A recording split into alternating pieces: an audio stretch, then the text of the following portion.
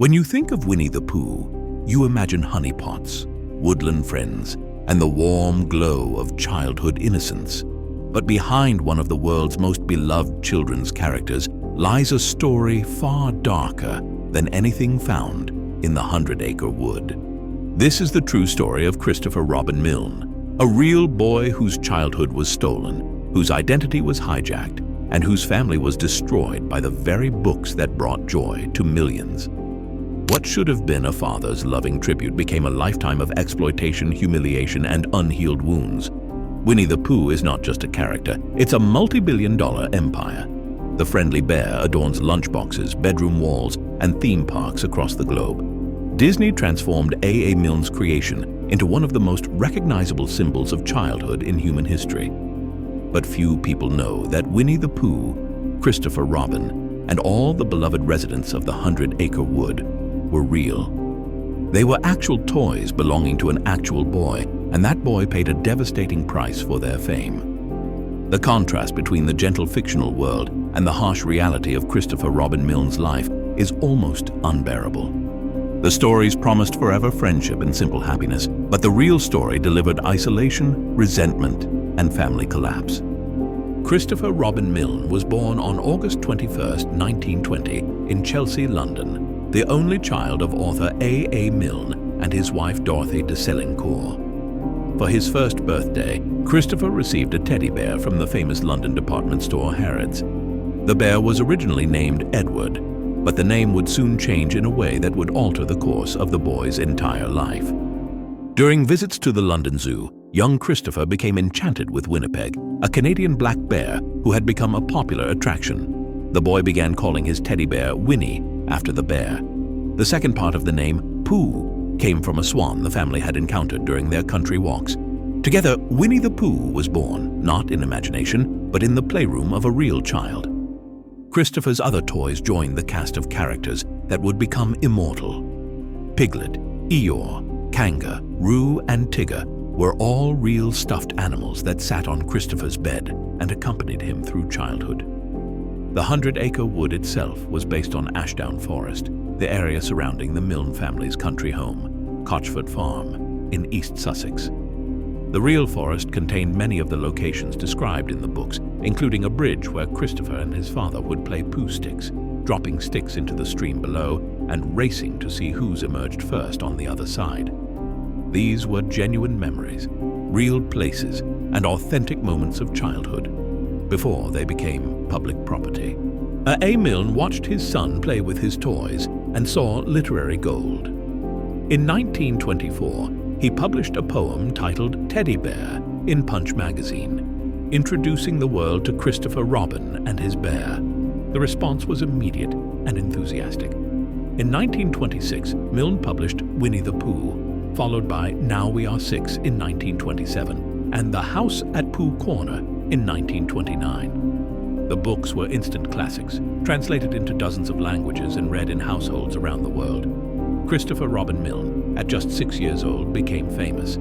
His name, his toys, his games, and even his voice, captured in recordings of him reciting his father's poems, became public entertainment. But fame for a child is not a gift, it's a theft. At boarding school, Christopher's life became a nightmare. His classmates mercilessly mocked him, singing the poems and teasing him about being the real Christopher Robin. The tender verses his father had written became weapons used to humiliate him daily. Instead of being just another boy, he was a curiosity, a celebrity, a target. Every aspect of his identity had been stripped away and replaced with a literary character he had no control over. He later recalled that the poems and stories had done more harm than good to him personally, even though they brought happiness to countless other children. In the 1930s, A. Milne sold the merchandising rights to his characters, and Winnie the Pooh exploded into an even larger commercial phenomenon. Christopher's face and name were everywhere, on products, in advertisements, in the public consciousness. He had no say in any of it. His childhood had become intellectual property, and the royalties went to his father, not to him. As Christopher grew older, his resentment hardened into something unbreakable. He publicly stated that he felt his father had exploited him, using his childhood as raw material without considering the long-term consequences. The relationship between father and son deteriorated into cold distance. A. Milne, who had written so beautifully about the bond between parent and child, found himself estranged from his own son. The irony was cruel. The man who created the most famous father-son duo in literature had destroyed his real relationship with his child in the process. Christopher and his father spent years barely speaking, their interactions strained and formal when they occurred at all. After A. Milne's death in 1956, Christopher hoped for reconciliation with his mother, Dorothy.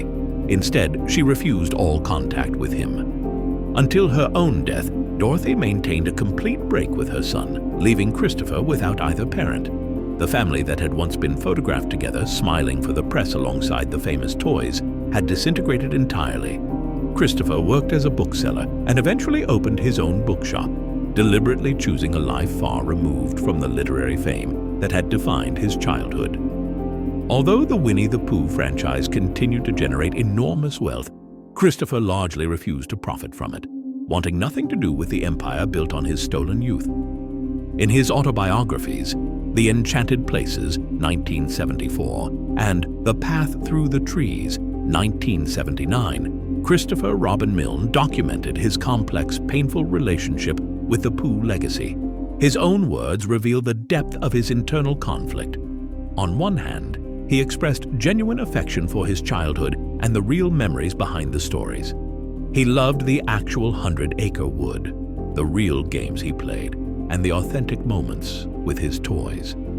On the other hand, he described feeling trapped by the public persona of Christopher Robin, a character who was both him and not him, who represented everything the world wanted him to be while preventing him from being anything else. His autobiographies are not bitter screeds, but rather sad, honest reckonings with a childhood that belonged more to readers than to him. He acknowledged that the books brought joy to millions, but that joy came at an enormous personal cost, one he never asked to pay. Winnie the Pooh was born from genuine childhood wonder, a father watching his son play, capturing moments of innocence and imagination. But it became a global phenomenon that haunted Christopher Robin Milne for his entire life.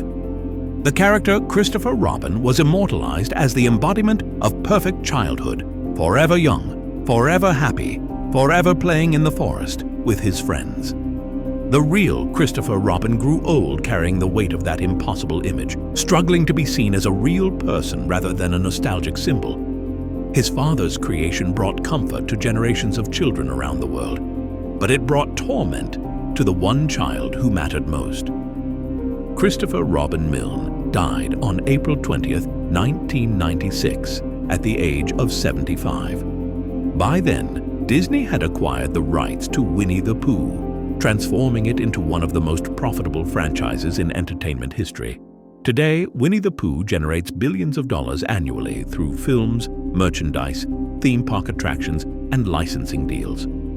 The empire grows larger every year, introducing new generations to the magic of the 100 Acre Wood. But the real boy who inspired it all, the child who played Pooh sticks on a bridge in Sussex, who loved his teddy bear before the world claimed it, remains largely forgotten. His pain, his struggles, and his broken family are footnotes to a story that insists on being cheerful. The real tragedy of Winnie the Pooh is not that it was created, but that no one asked Christopher Robin if he was willing to pay the price for everyone else's happiness.